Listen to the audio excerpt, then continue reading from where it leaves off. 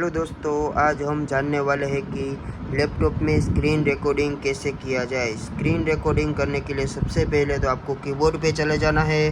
वहाँ पे दबाना है विंडो प्लस जी जैसे ही दबाते हैं वैसे ही कुछ ऐसा इंटरफेस आपको देखने को मिलेगा। ऐसा दिखने के बाद आपको कीबोर्ड पे चले जाना है और आपको दबाना है window plus ultra plus are.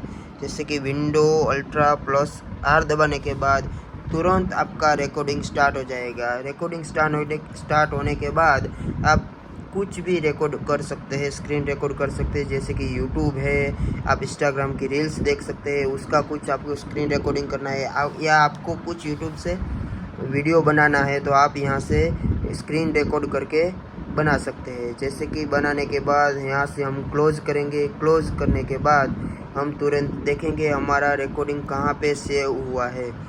आपको चले जाना है दिस पीसी में जाने के बाद आपको चले जाना है वीडियोस में जाने के बाद कैप्चर में जाना है। कैप्चर में जाने के बाद आपको यहाँ पे मिल जाएगा कि आपने जो भी स्क्रीन रिकॉर्डिंग किया है वो आपको पूरा यहाँ पे मिल जाएगा। ठीक है दोस्तों, मिलते हैं दोबारा।